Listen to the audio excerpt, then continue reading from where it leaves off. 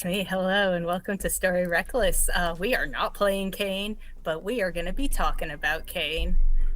We are doing the Cain Postmortem because we just finished our first miniature campaign. What would you call this? A one-shot that might be more. Yeah, I don't know. Our third short campaign? Yeah. Yeah, our third short campaign, but our first for Cain. Yeah. Yes. But yeah, it was like Monster Hearts, Lancer, Cain, and they were all roughly, Yes. Cam Cain. Yeah, well, whatever it is that we want to call them. I guess let's just start with the first question that's up on here. Cain is ostensibly a horror game. I don't know if anybody ever felt scared. I felt grossed out. Yeah. I feel like that's the easy way out. It's hard to. I've never successfully participated in a role-playing game where people were like actually scared. Yeah. I played 10 Candles once, and that was spooky. 10th Was I anniversary? scared? I don't know if I was scared. I think I've been more scared playing like Go than our role-playing game. Go is scary. I don't know, Go. Are Is you it- sure you're not experiencing anxiety? No, Go is the only game that has ever made me feel like I was standing on like the edge of a ledge and I just had to like leap of faith, and it's like I literally don't know how this is gonna go. It might go great, it might not go great. We're learning. And that's scary. Is Learning. okay. Well, when Right? I'm sorry. when that you was, put it like was that, mean. I don't I'm know. sorry. That was a little mean. I Go is scary, I'll give you that. I don't think I've ever successfully run a scary campaign. I have. Yes, you And have. Well, I inadvertently scared you, but in a very cheap way via Well, a okay. jump scare. The jump scare was the most visible fear that I exhibited in that particular arc. But that mining town freaked me out. Really? Okay. Oh yeah. Okay. Oh yeah. I hope. I mean, as weird as that sounds, I feel good about that. There you go. That I was successful at that. But yeah, I think that's the closest I come to a horror setting, and that's good to hear that it was scary for you, Claire. But there was one moment in particular, because you weren't with us at that point, and you probably haven't seen that episode, but there was one point when I did something very intentionally, but then immediately regretted it because I saw how much it affected both Claire and Olive in the moment, and then we talked about it afterwards, and it was all fine. But basically decided, okay, I'm not going to do that again, because it was a cheap shot. It was a little bit of like a jump scare where I was describing this. I mean, it's creepy, but I was describing a very like quiet moment, and then instead of describing, describing the scream of a woman somewhere out in the village, this like abandoned haunted village, I did what I do, and I made a sound effect, and I just screamed, and out of nowhere.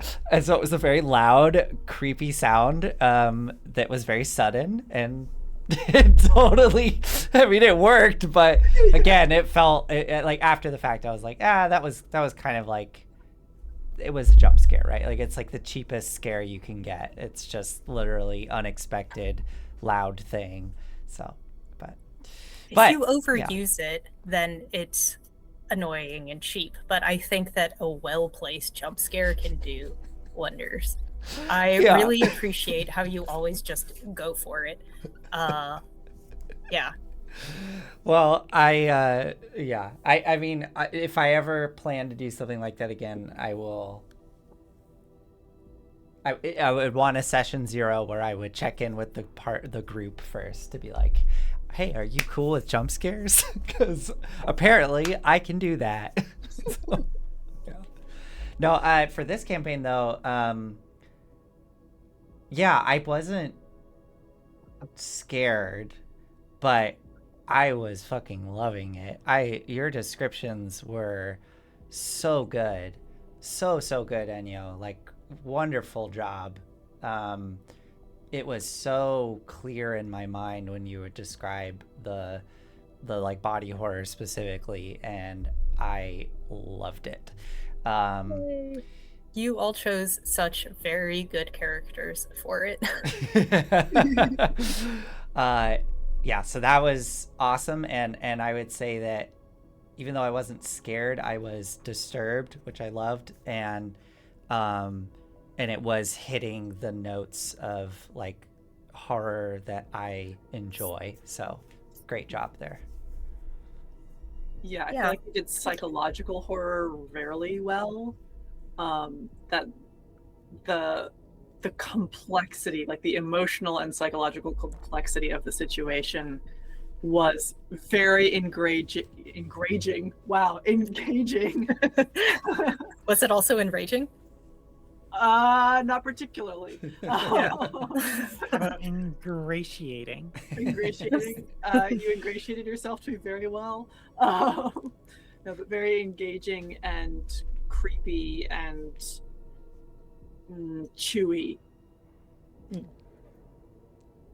Yeah, I'm happy that we had the space to really delve into some of those psychological oh my gosh, I don't know, like the small details about all of the characters. I like that you all had your own little arc. Yeah. Yeah, totally. I did see Keys on Discord posted a bunch of questions. Thank you for that. And I think there's some really good ones in there. And you know, going off of the horror thing, it does look like Keys asked what some of our favorite horror films, books, and shows are. I can quickly just say, you know, Alien is one of my favorite horror and sci-fi.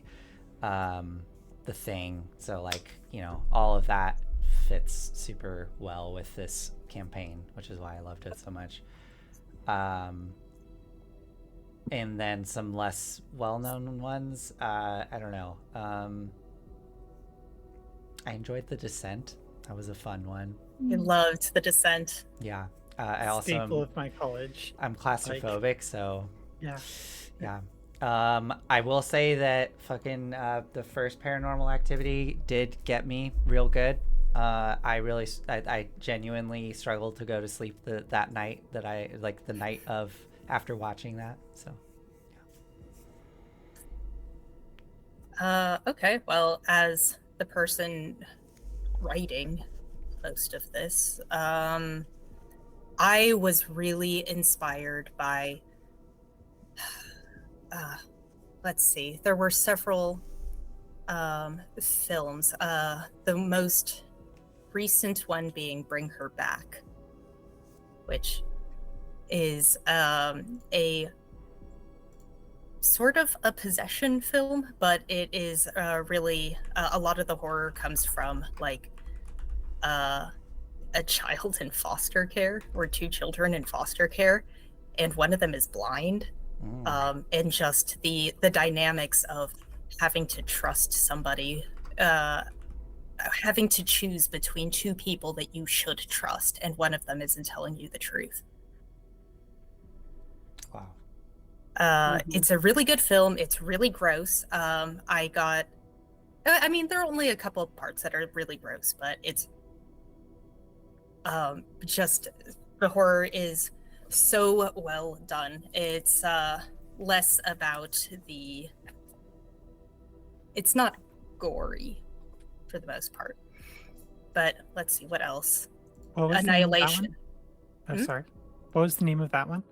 Bring her back. Sound of keyboards typing. Keyboards. Nathan and Olive. Who has the mechanical keyboards? Sorry. No, that's okay. I forget. I muted my mic for the stream so the audience didn't have to hear it, but I forgot to mute my mic for all of you. So, I like it, Nathan. It is a sound that I heavily associate with you, and therefore it's like white gas. I love the smell of white gas. I love the sound of your mechanical keyboard. Like, oh god. Yeah. That's I want to now I want to watch both those. I really want to watch Annihilation. I haven't seen that. Yeah, Annihilation is the whole Area X series has such incredible weird body horror, and that is a lot of fun. Yeah, I can keep going. I have a million of these. I'll have the full recommendation in the Discord. there we go. Oh, so Annihilation is part of a book series? Yeah. Ooh, and I think it just gets better, honestly. Okay. Ooh, I'm gonna have to look into that because, yeah, I'm looking for some books. Cool. Oliver Claire? I actively dislike horror. I actively avoid it.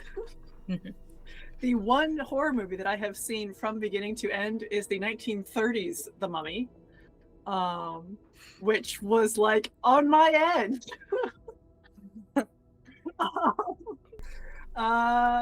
I have played What Remains of Edith Finch, which again is probably the closest I'm going to get to a horror video game, and that's not a particularly horrible video game.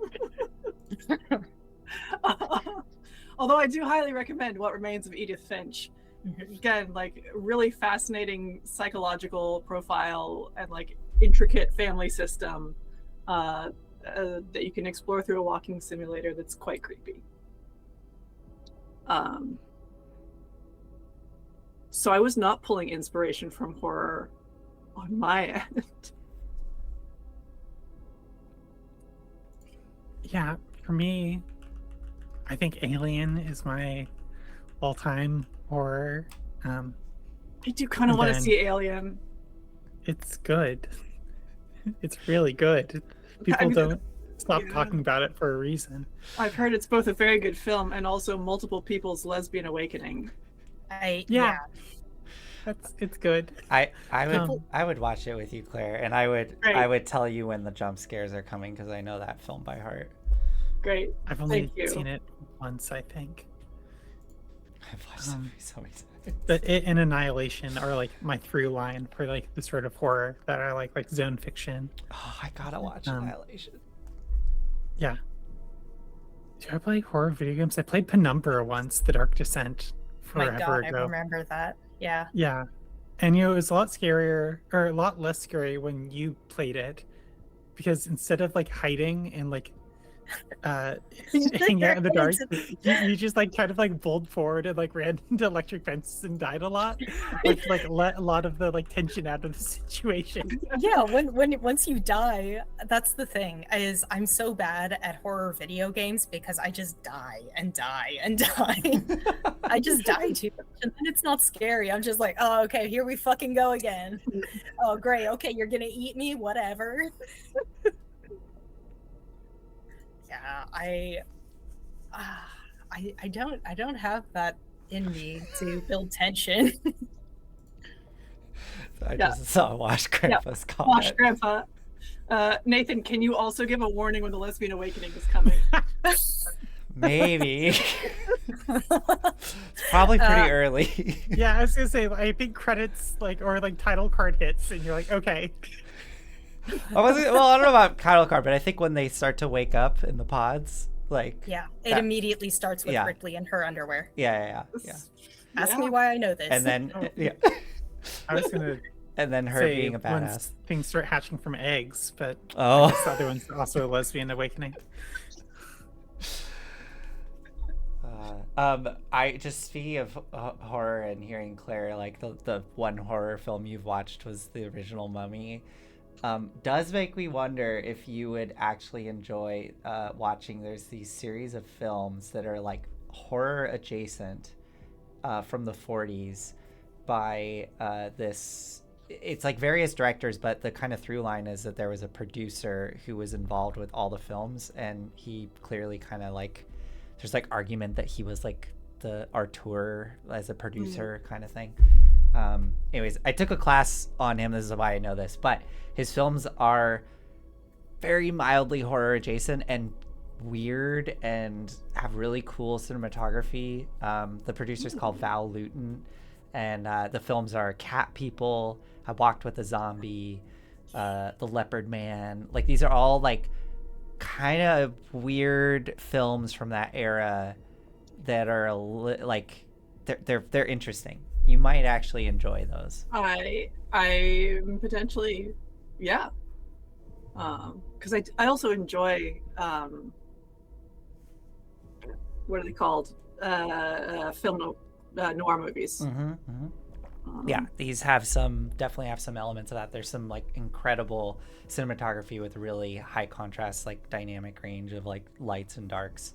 Yeah. So. Thank you. Yeah, of course.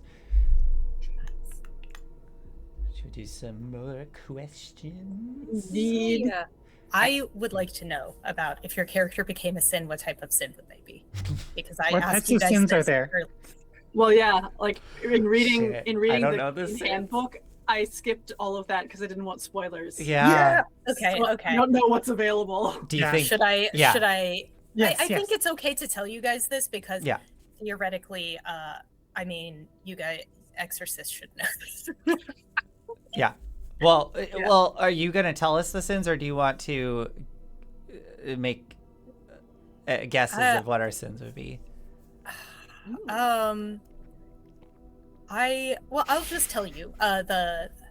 Even though I can also guess. So there is the idol, right? That one's desire, essentially. Ogre, which is depression. Yeah. Toad, which is greed. Centipede, which is hatred. Okay. Hound, which is rage. Rage, revenge, that type of thing. And then Lord, which is fucking weird. It's hard. I don't, it doesn't fit neatly into like it control, maybe? Yeah. So that's... Anyway, And sorry. you guess. Which one was idol again? Idol's Desire. Desire. Okay. And what would you guess that we all are? I would guess that Jux is idol is kind of what I was getting. Inigo could be a toad. I can see. But I could also maybe be idle. Well, yeah. And Cat is a lord. Cat is I was just gonna like say, yeah. Cat. Control. I mean, the Lord is sort of just depicted as like a justice figure with a sword. So I think Cat is the Lord's sword. Oh my god. Lord Sword. Lord's sword. What? That sounds right. Okay. Yeah, I'm trying to think for Jux if any of the other ones fit. Yeah. Yeah, I Claire, can see I'm- making an argument for Toad, but honestly, I mean, Inigo wants to be loved. Yeah. I was thinking sort of a part that we didn't actually get to explore too much, which was sort of the like drug lord component. Yeah, we didn't touch on that at all. Yeah. But that's absolutely tied in with wanting to be loved and appreciated. Okay, I see. Okay, so then just two idols and a lord. Is that your like band name? Podcast name. 2 idols and a lord. If because Jux was really close to having the sin overload, would that have spawned a sin, another idol? Yeah. Yes. Well, it so exorcists, when they go through sin overload, you either give up and you become a sin immediately, or you roll a d6 and then you add how many sin marks you have. Yeah. Okay. But then there's the chance that it's not like you're not a cut and dry idol, but you take inspiration from that. If you really wanted to, if you had a sin overload and then you became a sin and you wanted to be a second idol that the exorcists then have to fight against, that is totally something that could happen. Oh my god. There's stuff about it too, like if one of the exorcists does that and then they want to talk with admin about it, yeah, here are some more stat blocks you can use. Oh my god. Wow. Incredible. That would having to go through like a second 10-step clock. Mm-hmm. It would just be like sin cascade of like one exorcist pops into a sin and then everybody goes into sin overflow. Yeah. Hell yeah. Yes. Man, sending us in to fight sins. That's how you make more sins. Yeah. Have they thought this through? No. Well, yes, but like, no. This is why we need to play again and escape Cain. That really feels like not playing Cain anymore. Like we're suddenly playing like D&D with like Cain powers. Like Cain seems to be like so structured around this like episodic like Oh, it totally is. execution format. Or like I don't know what system would be good for that. Escape from Cain. Escape from Cain. I've never played it, but isn't like Blades in the Dark kind of a like heisty sort of thing? Mm-hmm. Yeah. Could be like it's kind of more focused on like running a gang and like getting turf and stuff and doing gang wars. Yeah. Like the faction game is really important for them. Got it. I would argue it's simply a lasers and feelings hack. Just do it super freeform. I mean,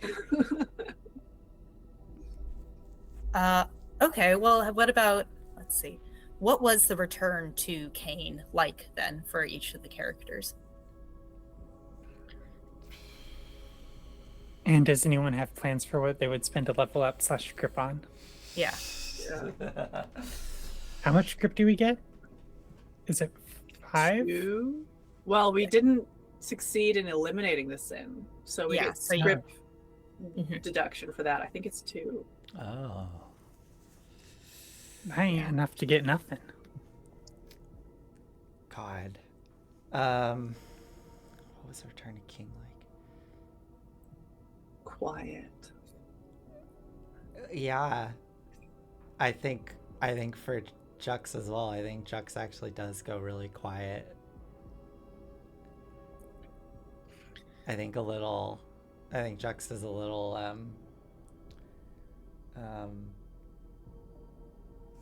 goes inward a bit, because that was traumatizing.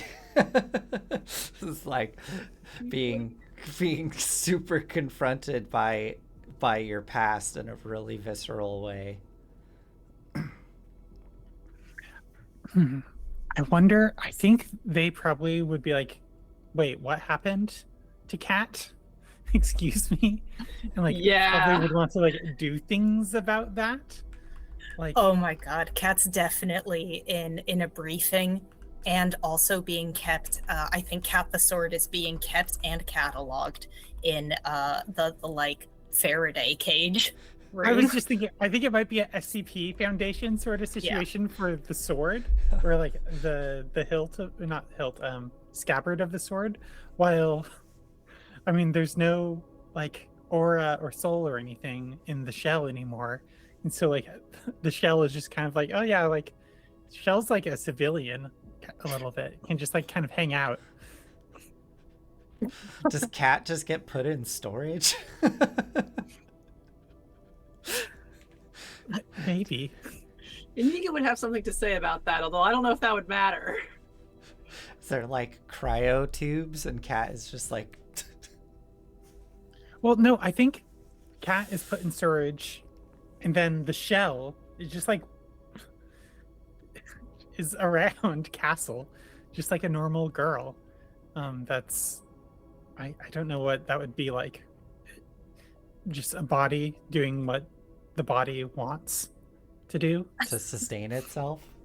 So Yeah. does it just like walk Like to get food and then go and sit down somewhere and then go kind of relieve lobotomized itself and situation. then Yeah. I think it's a lobotomized situation Oh for my- the shell when it's not reunited with Cat. Is Cat sorry, and where is Cat? Is Cat in the Cat's in the scabbard. in the scabbard? Okay. Yes. Oh my god.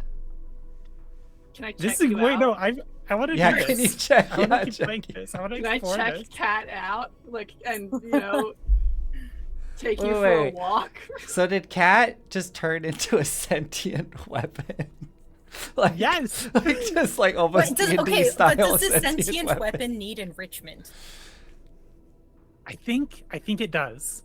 I mean, it hungers. So we can check I'm now check the you cursor out. that like Yeah. people go through the castle and they pick it up and I'm just like, bathe me in blood. Go cut something. hey, want to see a cool paper slicing trick? Just throw up something really quick. I can do it. Oh I my bet god. you I can slice through that wall. Cat is definitely in the restricted section. Oh boy. Bamboo mats for at least 15 minutes a day. Oh my goodness. Okay, so what happened to Maverick and Rashida? They were able to escape. They were able to escape the compound, but they weren't able to escape Cain for very long. Maverick definitely got caught first. Maverick was. yeah.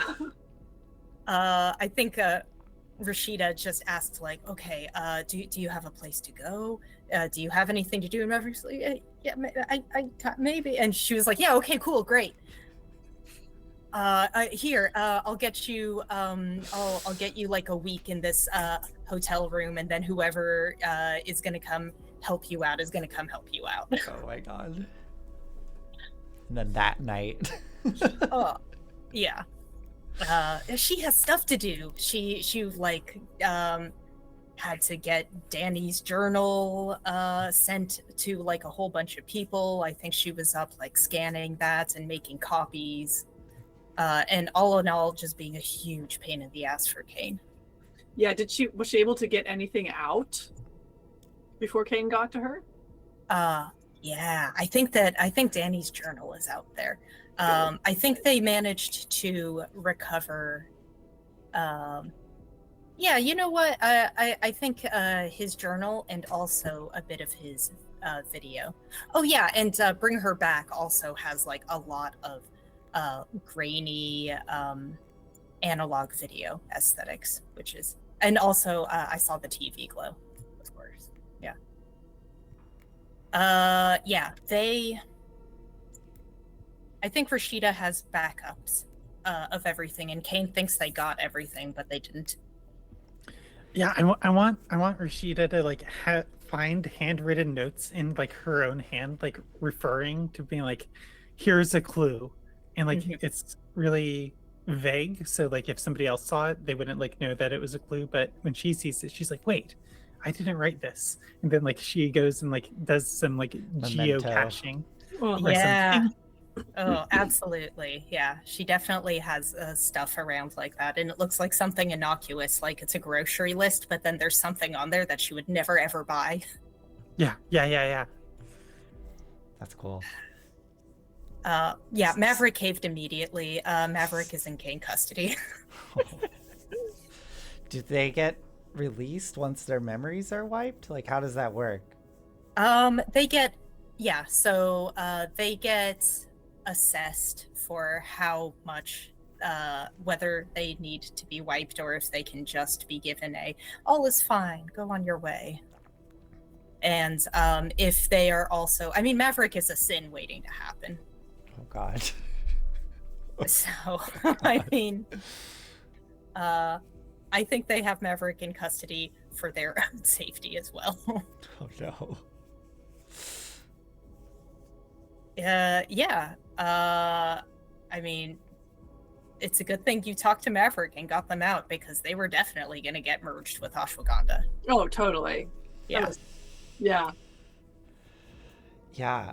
What happened? I mean, this I just to kind of, because this is very related, and I see that Keys put Juniper ? But did Juniper, what the hell happened to her and Sequoia, right? Like, yeah. Are they dead? Like, what happened? Like, oh yeah, so Juniper was given the centipede antivenom, so the transformation stopped. Okay. And I think that Juniper just has like a large part of her soul kind of just eaten away, like bits of it excised. But it's like, I think there's like soul plasticity, yeah? It can kind of grow back. Yeah. She's kind of having to start a little fresh. Just sort of start fresh. Like kind of almost like going through physical therapy or something after like a really traumatic accident. Yeah. Wow. And Sequoia, I think, is better off because she mostly she had most of her stuff and just like took like good characteristics of whatever that means, like the desirable things from Juniper. That was sort of the whole thought behind this, was Angela's just like mixing and matching people to create like the best people. Wow. So was the if Angela had her way, what would have been the end result of them merging? Like would they have fully merged into a single entity? Sequoia and Juniper? No. I was thinking about how to do this. And just like, because if just having people disappear is a great way to bring even more attention to your creepy cult. Yeah, that's true.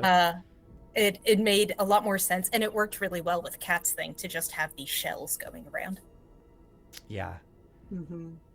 Yeah, actually, yeah. Wash Grandpa asked what happened to Danny, by the way. So Danny was a shell? Danny was a shell. Okay. Yeah. Wow. And that's what Kat wanted. Kat was like totally cool with it. No, I wanted to learn the methods. That's true. I didn't really want to like have that be the aim. Mm-hmm, mm-hmm. There's similarities, but it's applied differently. Yeah, but Kat didn't have to learn the method. Kat just had it done to her and then was like, okay. Achieved. Great. I'm perfect. Yeah. God. Yeah. I don't need to merge with somebody else. I have the seed of perfection within me. I don't need to look outward. I am a perfect self-enclosed system.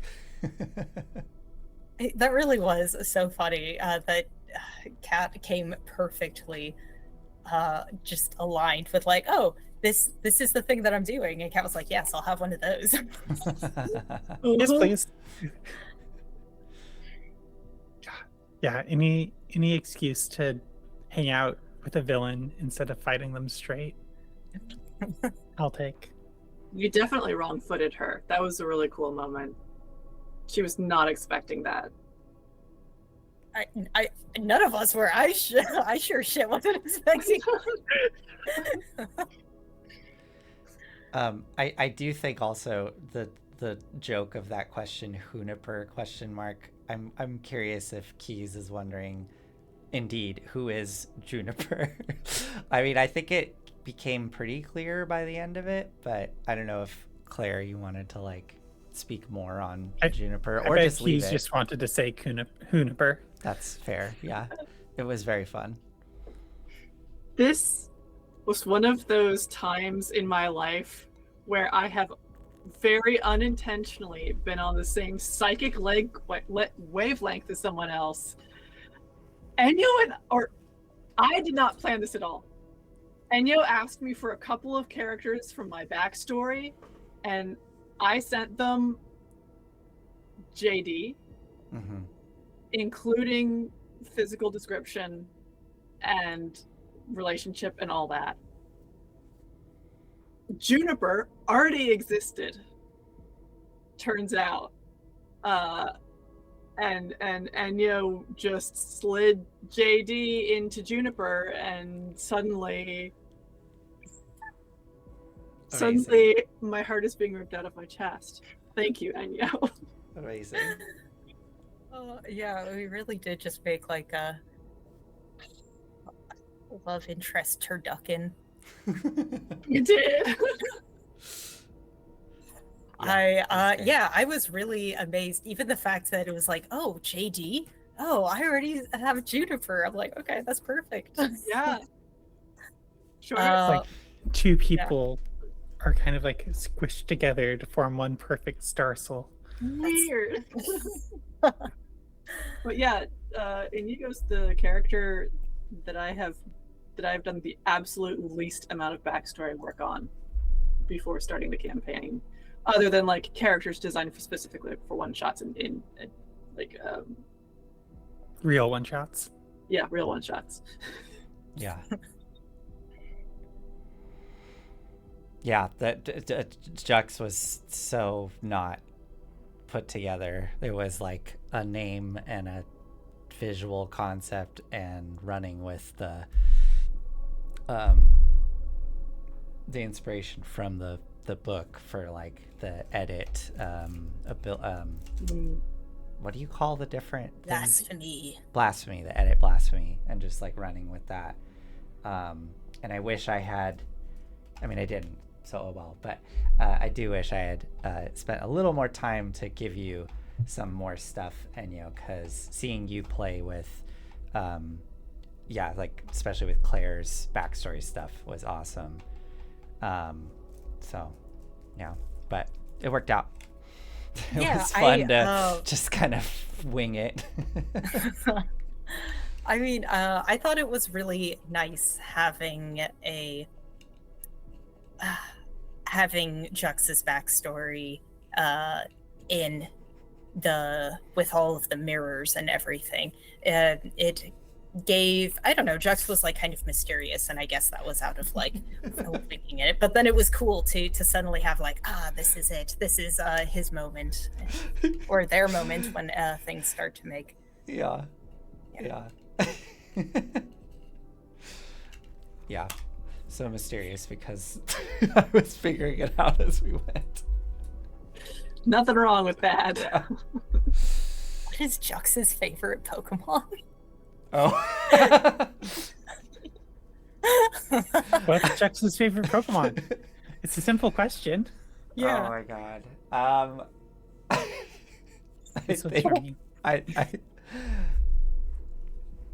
I think it's Mr. Mime because Mr. Mime's such a freak. Oh, that's the worst answer possible. But I also think there's a lot of love for Cubone. Oh, that's so sad. Yeah. Mr. Mime on the streets, Cubone in the sheets. Okay.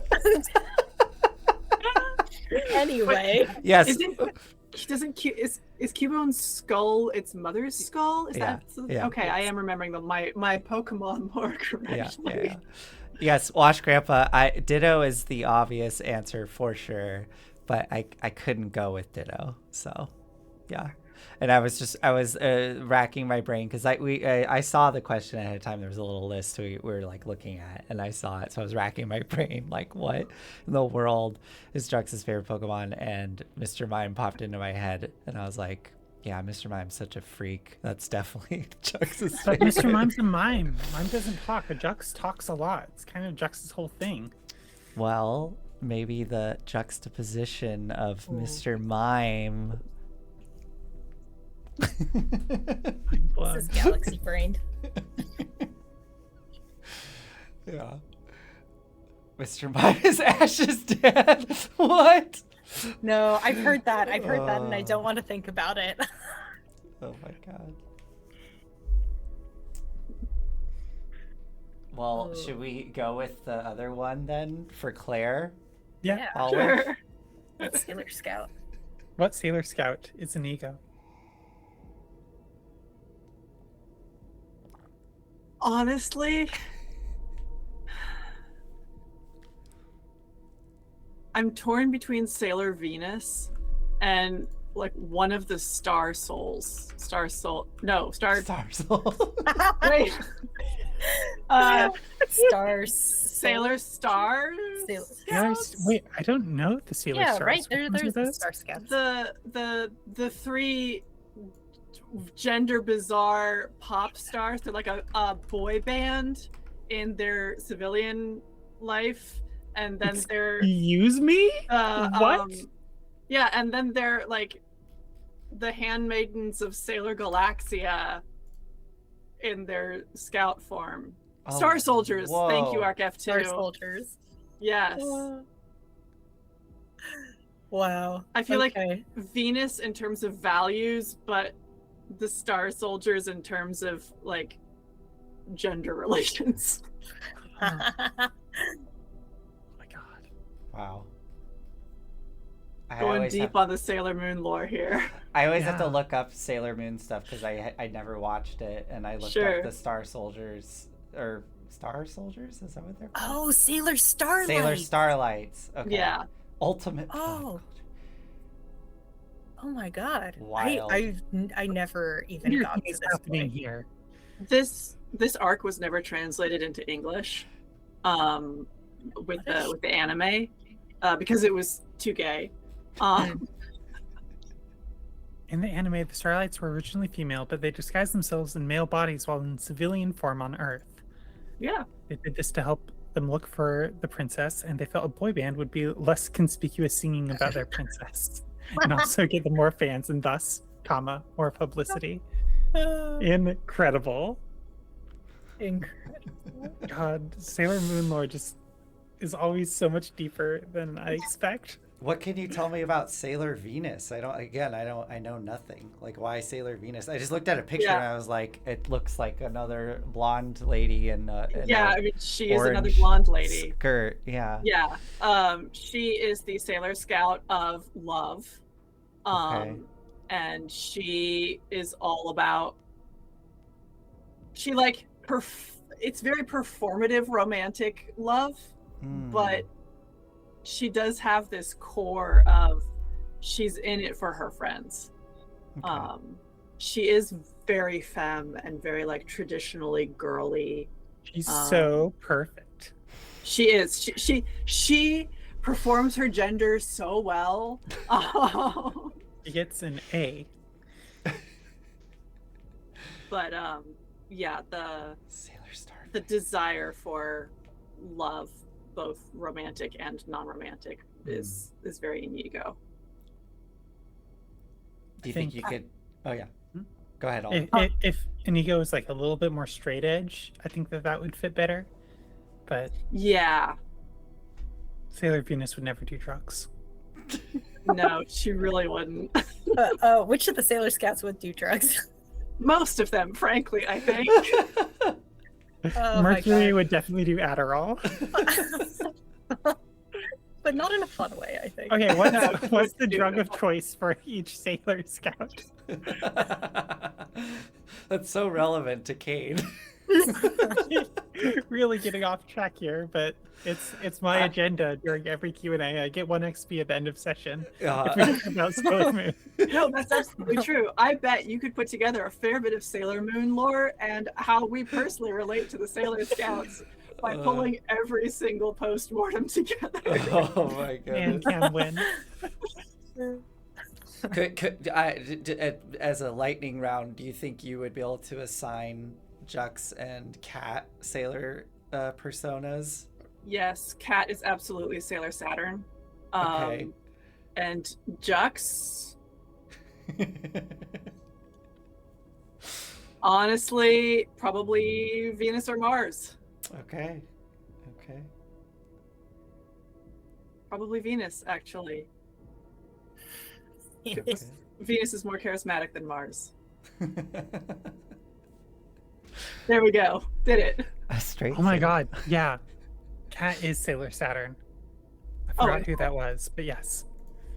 What is Sailor An emotionally repressed, physically. She has like a glaive. Yeah, she does. She's really cool. She possesses dark powers associated with silence and ruin, nothingness and the void, destruction and death, annihilation. And she's rebirth. 12. And she's 12. Oh, there you go. Yeah. Oh my god, what am I doing to my like search algorithm? It's fine. Yeah, I'm going down like a serious Sailor Moon rabbit hole now. So we should move on. We probably should. And you did an excellent job of breadcrumbing information such that it was possible for the players to put together what was happening without it being explained to them. How much conscious effort did you put towards that? How did you balance giving enough information versus not over-explaining?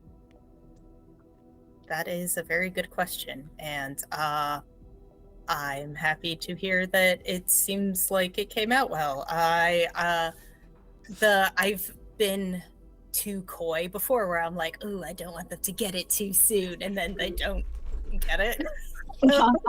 It's such a yeah. I've also been there. It's such a balancing act. It really is. And I did at the last minute sort of decide that I hadn't. There was one thing that you guys didn't get, and then I was like, you know what? This has gone on too long. It's okay. I'm going to just make this not be an issue. Because I didn't put enough information about it before. There was supposed to be this whole like your body is a temple type thing, where her palace was like literally just her body.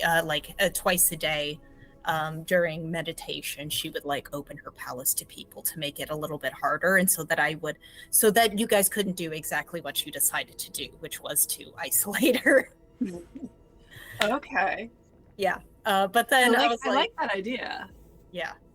But you had I kept forgetting to like do that. And it also seemed like it just felt kind of unfair to say like, oh, you guys have this cool idea and I'm not gonna let you execute your plan. So No, I think it's a good GM instinct to be flexible with stuff like that. Like, I think there are times when you can be really rigid about like, this is the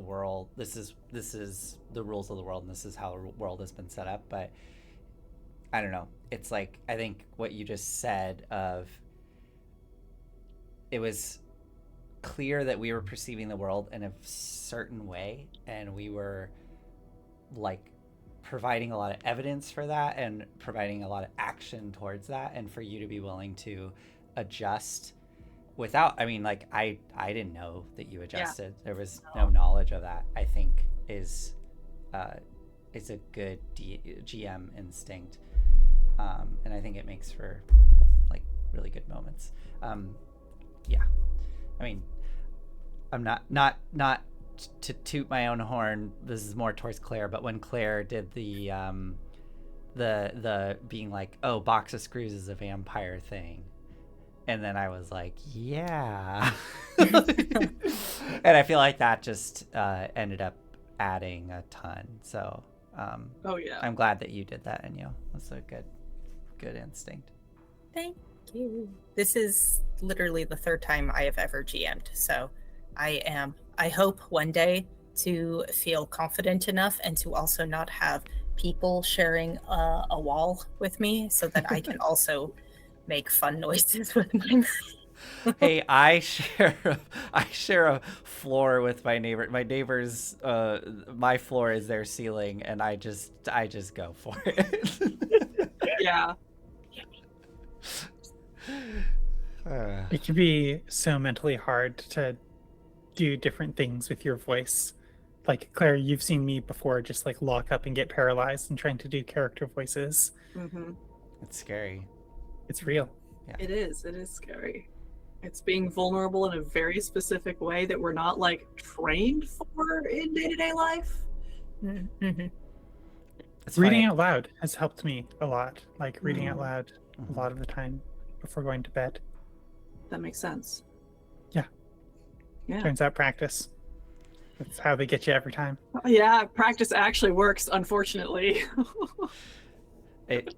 It's funny because it's like in this context, because I think I see your faces, it's like easier for me to like fully commit to like voices and sounds and all that kind of stuff. It's like it feels more like a performance, you know, like, oh, I can see the people that are participating, and you know, I'm like doing this for you and all that.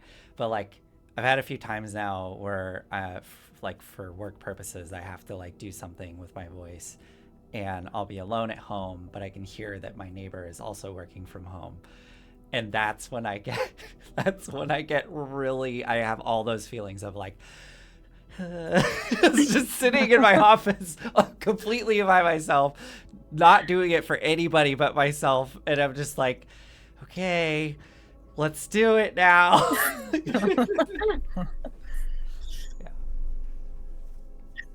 Yeah, the mortifying ordeal of being known through the ceiling. Yeah. And yeah, I guess a lot of the breadcrumbs were like things I just straight up did not plan that grew on their own. So that was. Did you feel like any of them were like intentionally planned, that you were like, oh yeah, they grabbed that?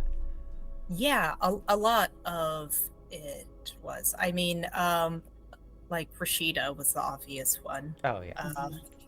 But She was great.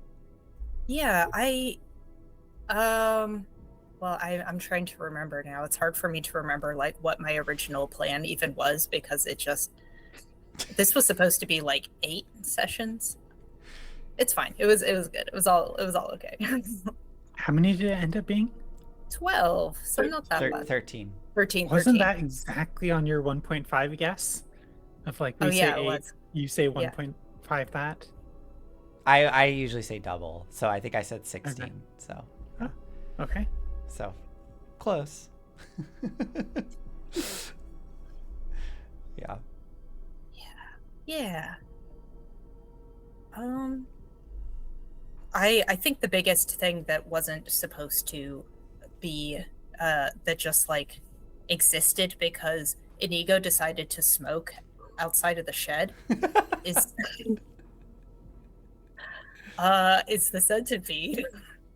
Wait, That's literally why wait, it existed. the centipede What? wasn't a part of the original. No. What? It was not. Oh. Okay, this goes into the question that I had, where I had said, Enyo, while creeping, Yeah. it felt like the centipede didn't overly come into play for the protagonists. Did you have centipede plans that somehow didn't go through? What were you angling for happening with it? Well, I also gave you guys cleanse, and I was like, oh, something bad is gonna happen, and I was like, let me think about what that can be. I was expecting it to get out and just like mess up everybody down at the polar plunge while we were fighting. Yeah, it was going to, but instead Angela pulled it into the mirrors. So it's just it was just the centipede zombie down there, but Indigo's taken like 20 years of Muay Thai and like I don't think a centipede zombie is enough to stop her. Was it Cam? Was the Cameron TV. yeah Cameron Yedidi. Cameron was the zombie. Yes. Yeah. So you did have 2 casualties. Yeah, Cameron and Juniper's going to probably recover. Cameron will not. okay. So 1 fatality, several casualties, 2 major ones. Yeah. God, I It's hope not Indigo bad. got out of this. Okay. Indigo didn't deserve this. No. Inigo had such a crush on Indigo. Yeah, I had so much more stuff for her, and then I was like, oh, I got so focused on Indigo, I forgot to do things for Katie.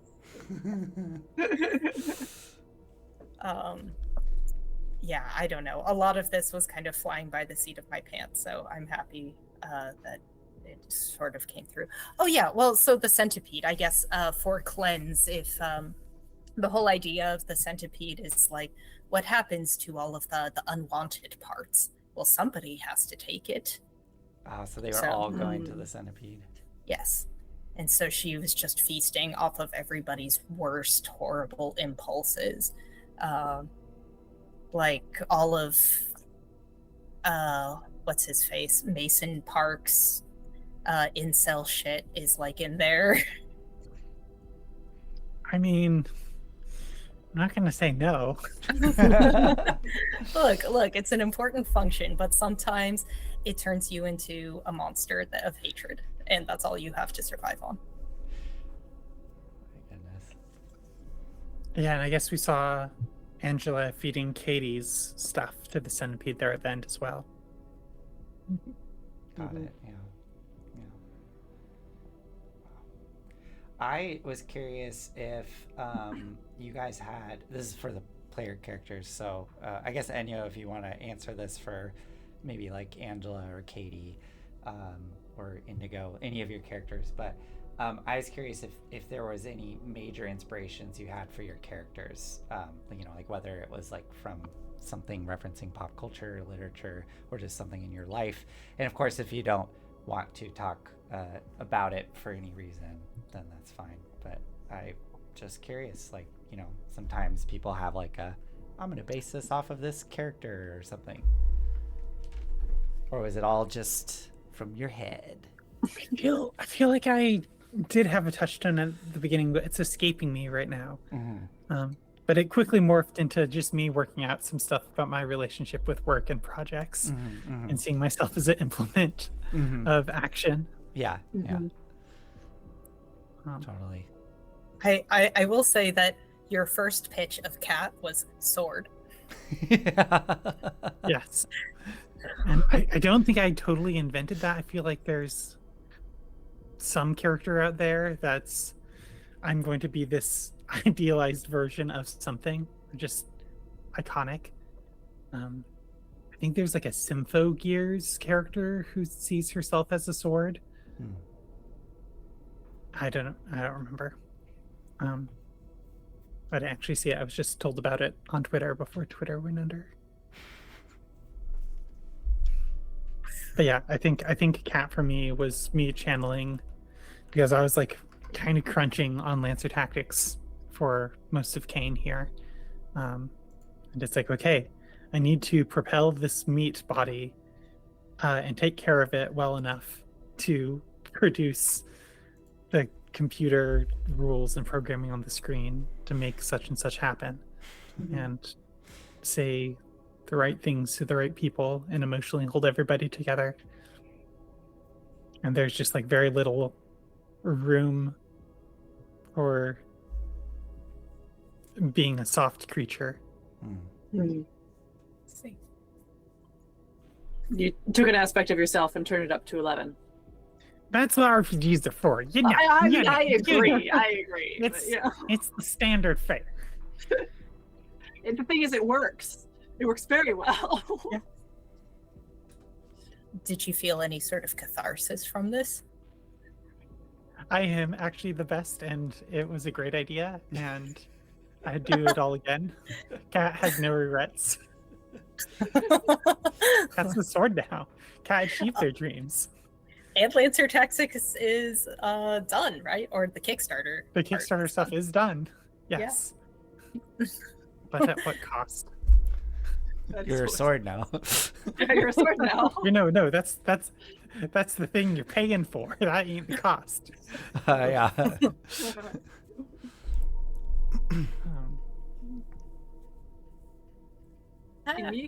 Inigo's like, I've been doing a lot of reading over the last couple of years, a lot of like histories and memoirs of lesbians in the 70s through 90s, which has been fascinating and beautiful and like deeply, incredibly affirming and wow, amazing. And so Inigo was just kind of pieced together out of bits and pieces of that.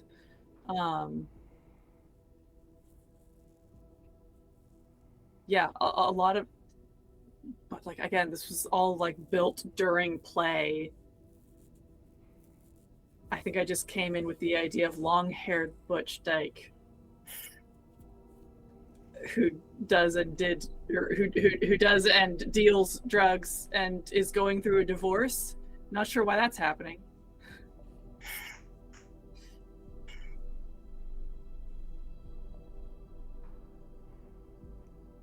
Nice. Yeah, I think not a ton of lesbian memoirs about being a drug dealing psychic. But actually, you know what? That was wrong. Why did I say that? Yeah, I'm sure I there are a can ton send in you that. some stuff. Yeah, no. Yeah, I want to read it. I have the essential dykes to watch out for. That's. I'll bring a couple books to Okay, you cool. in May.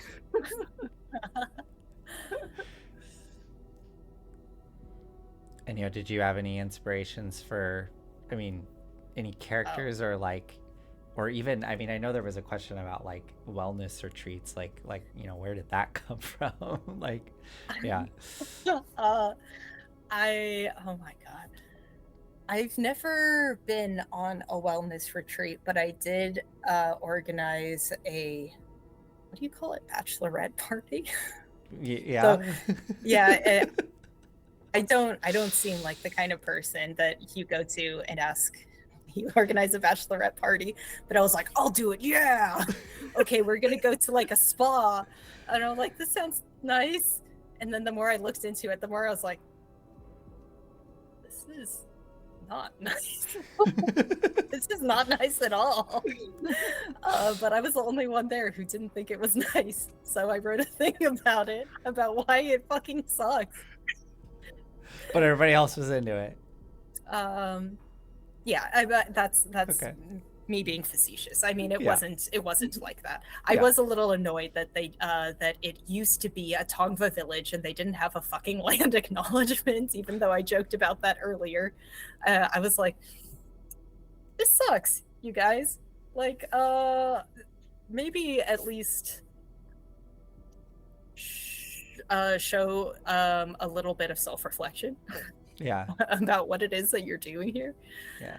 And also, damn, I could have put mud on myself at home instead of paying $130 per person.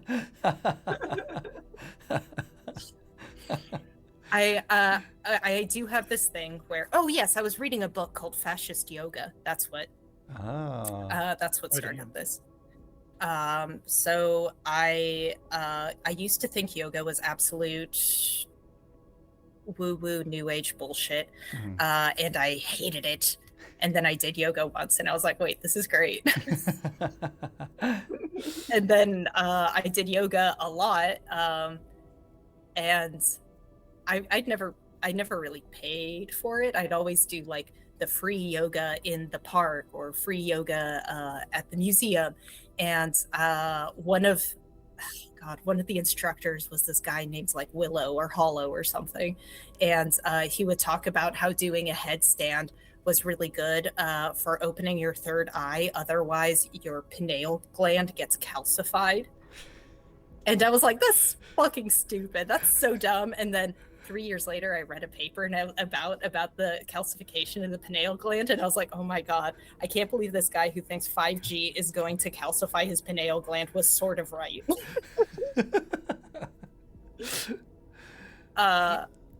Yeah, I have a lot of things about wellness retreats, TLDR. Nice. There's a lot there. It is an encapsulation of a very complex set of cultural and medical and metaphysical situations. Yeah. Where I feel like on first of all, I definitely joined a cult. Like I'll admit it. They'd get me. There you go. When you guys came here, you were like, "Oh, can we just do this straight? This seems like fun." I'm like, "Yes, it does seem like fun, doesn't it?" Because that's always how I feel whenever I end up at something like that. I'm like, "Oh, I want to be a part of this community. I want to have fun and have a good time." And then there's always some weird thing. Uh-huh. Is there actually some weird thing, or it's like there's a feeling in the back of your mind, like is like waiting for the other shoe to drop, like, oh, something. Well, every time it's happened to me so far, there has been a weird thing, and I'm like, yeah, I'm like, oh, okay, this is why nobody's hanging out with you guys. Oh, that's too bad. Yeah, I want stories. Post-stream. Yeah, maybe these Post-stream stories. I've had like a very open mind to certain people, and I'm like, oh, you want to tell me about how the mother of God is like this Korean woman? Yeah, buy me a coffee and tell me about it, I guess. And then it always ends up being a fucking MLM. Oh no. Yeah. From what I'm hearing then is that you organized a bachelorette party, and that experience pushed you to make a like psychological horror mini campaign based on the bachelorette party. No, okay, the bachelorette party was just a puzzle piece, and I don't mean to say that it was like a bad party. Everybody had fun. Of course. Most people have fun. It was a little seed of inspiration. It was a seed, yes, it was a sin seed. Sin seed. Yeah. Wash Grandpa says there's a class element to it as well. Angela influencers are definitely a type, and they always have generational wealth, but insist everyone should not work and just travel. Yeah. I had a whole thing for ashwagandha about that, in case that was the NPC that you attached to. Like they're living off of generational wealth and running around and doing kombucha brews and such. Yeah. And Maverick does not have any of that. That was very clear. Yes.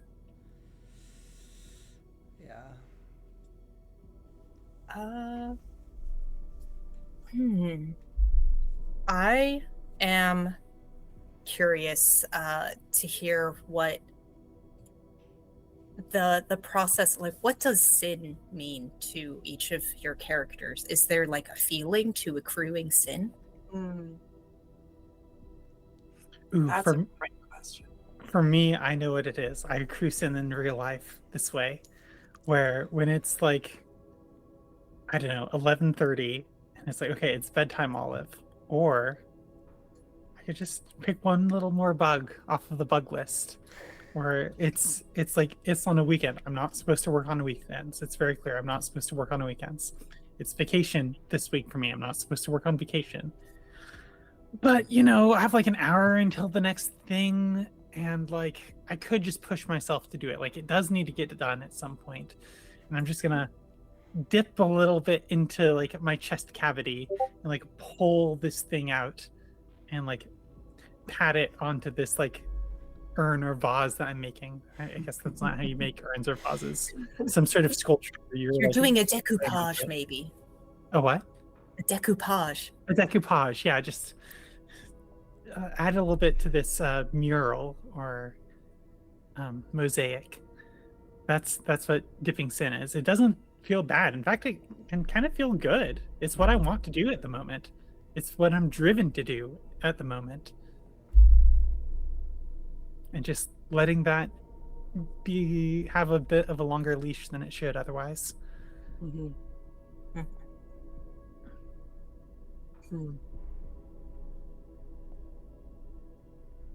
I have a corollary question if you two want to think about it a bit longer.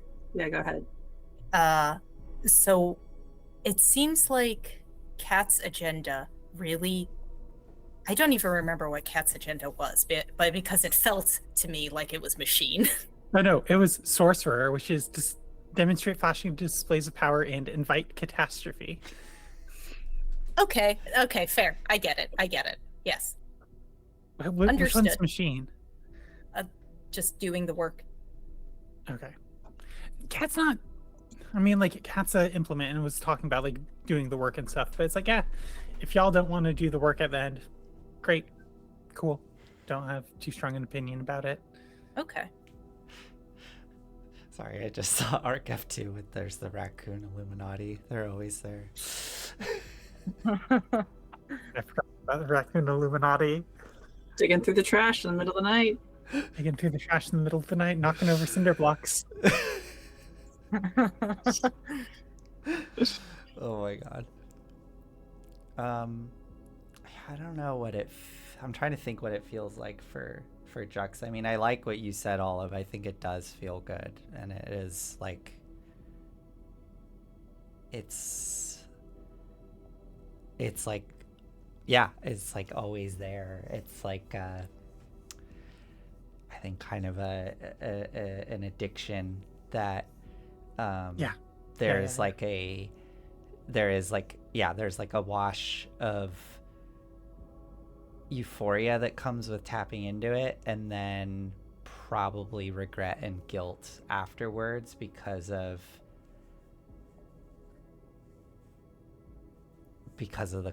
what the consequences can be, right? And so like, specifically for Jux, like, now that Jux's past has been kind of revealed, like Jux has a very like strong traumatic memory tied to using their abilities and kind of pushing them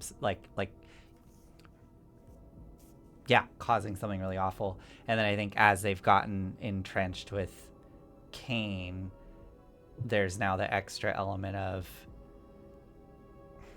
I mean, I think there is like a level of fear because now they know what can happen to people that go too far, like whether it's being locked away forever or just like being obliterated, or I mean, obliterated in more ways than one, like even like having memories of you being stripped away from people that have been in your life, like, yeah. So yeah, I think it is euphoric for Jux, and then that quick feeling of like guilt, regret, and fear when it's kind of over.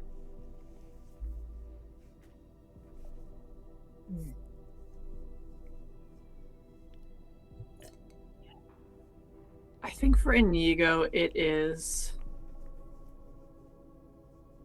a tool. It's a resource.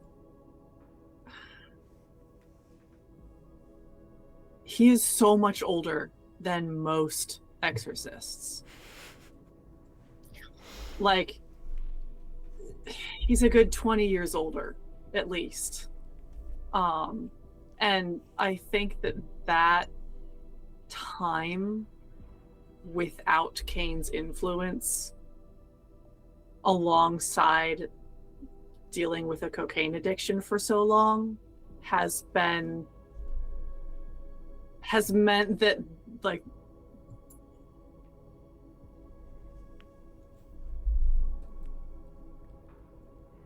she knows how to use it and is willing to do so under certain circumstances,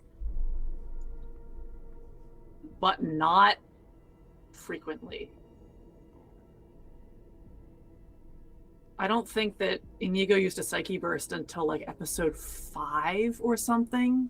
Yeah, Inigo is so restrained when it came to using psyche bursts. Yeah, and I didn't dip into sin until the final battle. And I think that comes from decades of handling this by herself, on her own. Yeah.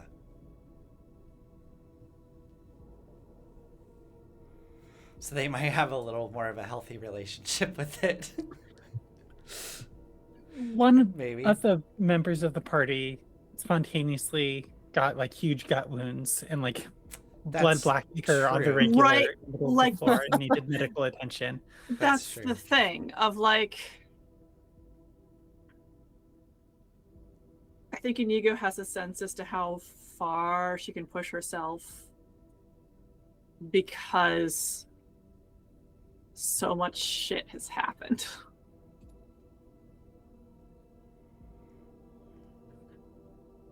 Yeah, I don't know if it feels good or bad. It's just a resource that needs to be carefully stewarded. Yeah. Just like,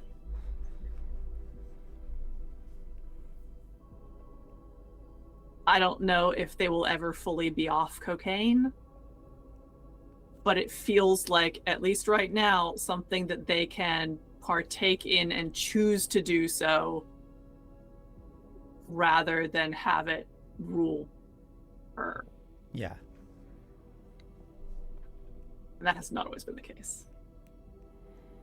Do you have a sense of like why the gut wound appeared? That was me misreading the rules. Well, that aside, since it did happen, do you Yes, have it do you have an idea of like why it maybe happened? Like why would the power cause that to happen? And it's okay if you don't. I just Well, here, no, I'm gonna do Yeah. what I did in high school art class and make the piece of art first, and then come up with a reason that's yeah, that way. of course. Yeah, 100%. I wonder if it doesn't have something to do with the length of time that they've had these powers. That I keep using the wrong pronouns. The length of time that she's had these powers, of what happens to a body who does this for decades. We don't know, Yeah. because like Handler's the oldest person we've seen in Cain, and he's in his early 30s. Yeah. He's definitely younger than you. Oh yeah, clearly. But maybe this black bile is something that builds up over time, and Oh God. it spills out when I go overboard somehow, or like it can. There we go. Yeah, Handler. That's what's going on. Handler is also several raccoons in a human suit. Yes.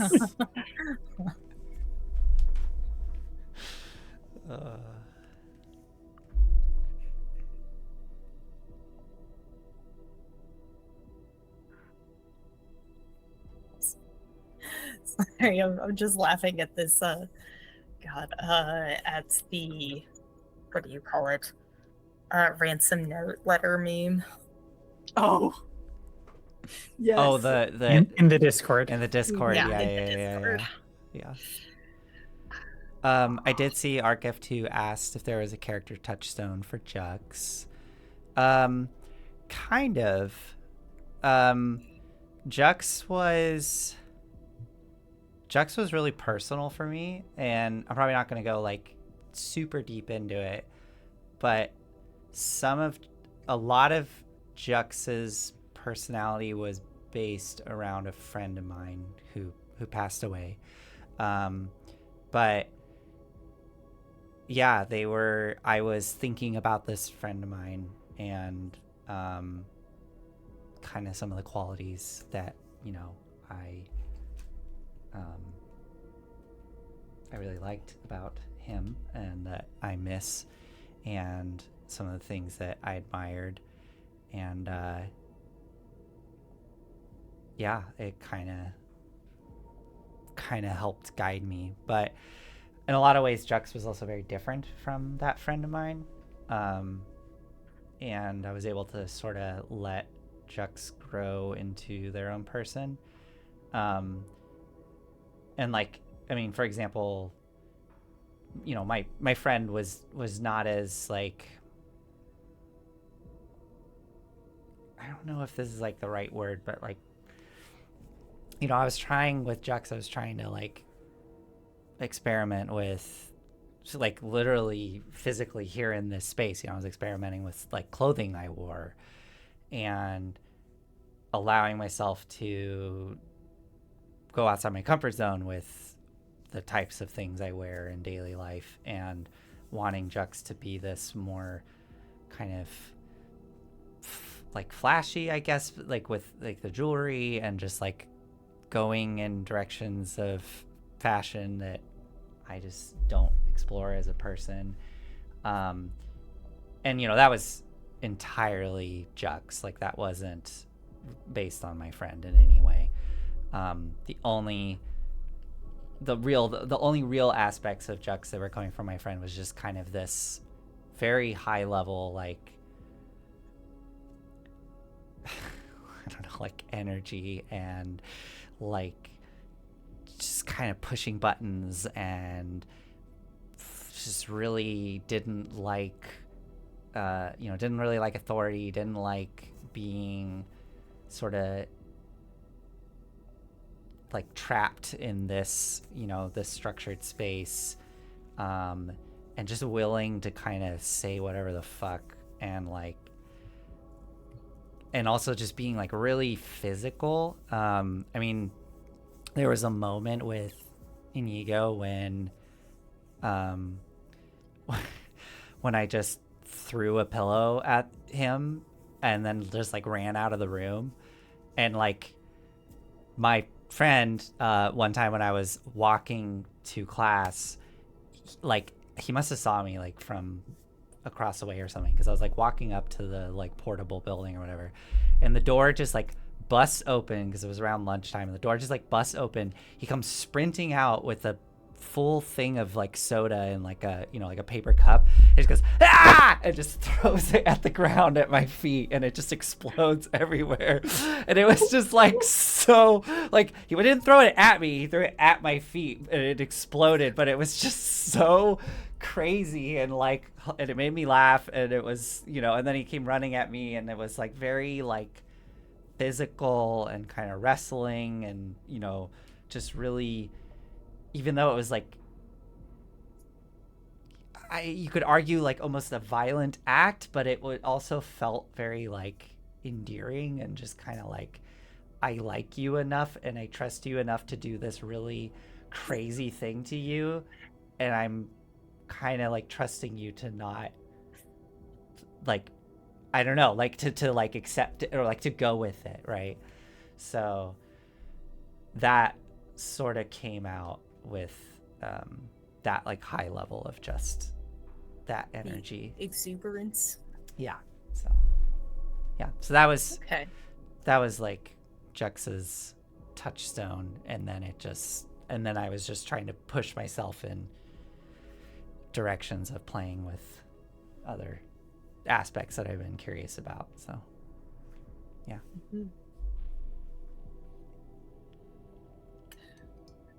Okay. I feel like I already sort of know the answer to this, but what would, this is for all players, what would your number one pick of activity from the planned wellness retreat schedule be? Polar plunge. And why is it polar plunge? I almost wrote that exact phrase after that question. Yeah, what was the polar plunge like? What did we miss? Tell us. No, you'll never know. What was the vibes? No, Fair. who did You'll it never first? know. Nobody got to do the polar plunge because you ruined everything. Cameron showed up, and Angela never showed up. I think maybe like a few people got to do the polar plunge with Indigo and Sunny, and it was a great time. And they had some kind of 3% alcoholic kombucha to warm up afterwards.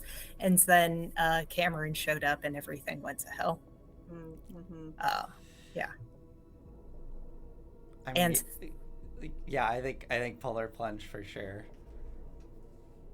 What were you gonna say?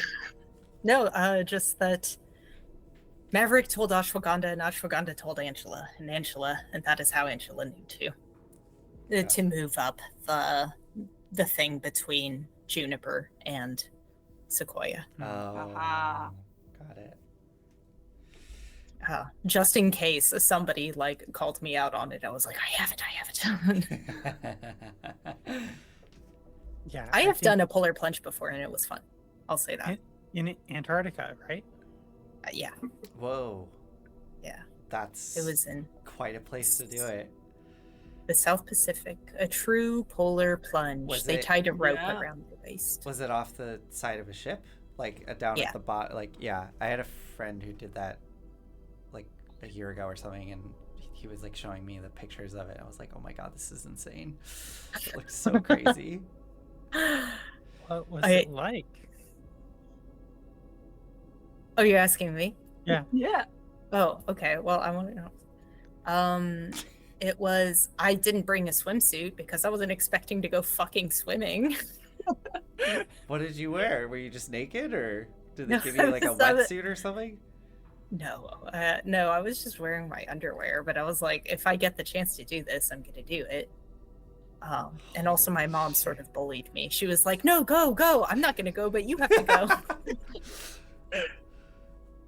And then a Polish guy, a Polish bird biologist, gave me a shot of vodka afterwards. After he hauled me out, I jumped in and immediately just pain. Yeah. And the adrenaline is so intense. And they took pictures. Somebody took like slow motion pictures. So there's my face going like a Serene jumping into the. And everybody had ones like had pictures like that. So we had a slideshow afterwards. Was it hard to breathe? Yeah, it was. Oh yeah, and then I stepping on the metal ladder to get out. That hurt. Ooh. Yeah, that really hurt. There were like icebergs and shit. Oh my god. It's so crazy. Wow. I want to Yeah. share this experience. And you know what? I've done a couple of plunges in other cold bodies of water, and I'll say you don't have to be in the. You don't have to in do it in the the Arctic. Yeah, you don't have to. Yeah. It still feels bad. You can Wait. do it anyway. I want to know though, for our characters, like for example, if did Kat want to do the polar plunge, and why? God, for our characters, Yeah. I mean, I know, and I got same for Inigo. I know Inigo wanted to do it, but like, what, like, why? Like, what was the reasoning? Was I'm it going just? to say Yeah. Kat saw an episode of Power Rangers where somebody fell into a like giant freezy machine or something, Uh huh. and I was like, I want to have this experience. I want to know how they lived. And because it happened on its favorite TV show. Would that be like the most animated we would have ever seen Cat? Would Cat have been like, or would it have just been like deadpan? Because this is probably. before. Yeah, Like, because Cat's not a robot. Yeah. Cat's not the machine playbook. yeah. Cat's just emotionally repressed. But Oh, that can would still hurt. Yeah, amaze statement. Yeah. Inigo wanted to do it because it would be an intense physical and physiological experience. And that is something that Inigo actively searches for in his life. Yeah. Yeah, it's endorphin high. Yeah, absolutely. Yeah, I mean, I think it's very similar for Jux of just wanting to experience an extreme sensation. And also just the like there's a certain amount of like opportunity for attention, right? Like you're doing this thing in front of all these people that's like kind of extreme, and like you can kind of put some amount of performance into it, you know, to sort of like get more attention. So Uh-huh.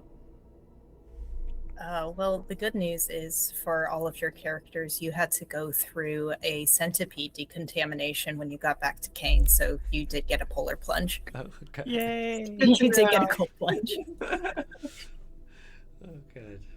I'm gonna say for Olive's favorite thing on the schedule that she would have liked would have been breakfast crew at 6:30 a.m. at the kitchens. It's a structured activity. You get to be part of a team. You get to wake up early. You get to give people food at the end of it. You feel helpful and useful. I'm all about that. Excellent. 6:30 is a little bit early, maybe. It's a little bit intense, but we could swing it. Oh, now I'm curious. What would Claire be interested in here? I don't remember what the day one schedule is. It's funny, I don't think that Nathan would be interested in being a videographer for this retreat.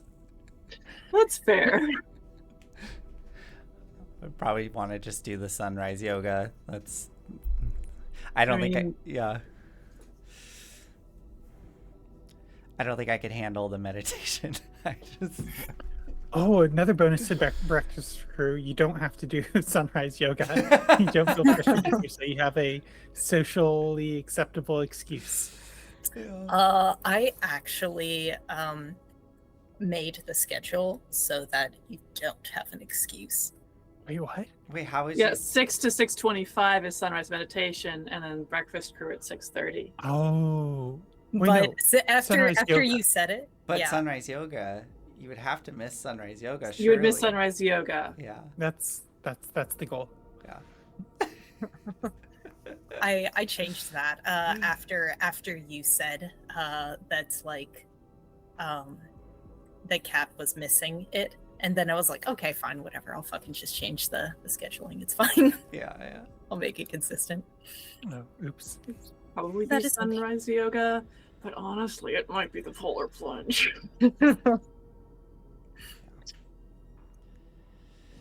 Well, join it's us time. for Story Reckless wellness retreat. We'll be sending out details. yeah. Bring a friend that like it compliments you as like a second half. It's like Yeah. if you two Yeah, kind of someone who Yeah. has skills and abilities that you do not. Someone like you can really merge compliment with. each other. And Yeah, we will it- compliment each other. We will, in fact. Oh my goodness. Yeah, that's the like influencer or the idol version of yes, let me have you for dinner. It's like yes, you will compliment each other. Okay, thank you for joining. Yes. See you next Do we- week. Same time next week. Announce what we're doing next week? Yes, we're playing A Quiet Year. A quiet year. A Yeah. quiet year. Yeah. Mhm. Quiet. Yeah. Yeah. A couple sessions, probably. Yeah. And then we'll talk. Yeah. We'll talk And then tomorrow. we have a meeting scheduled for tomorrow. Yeah. So we'll make further decisions then.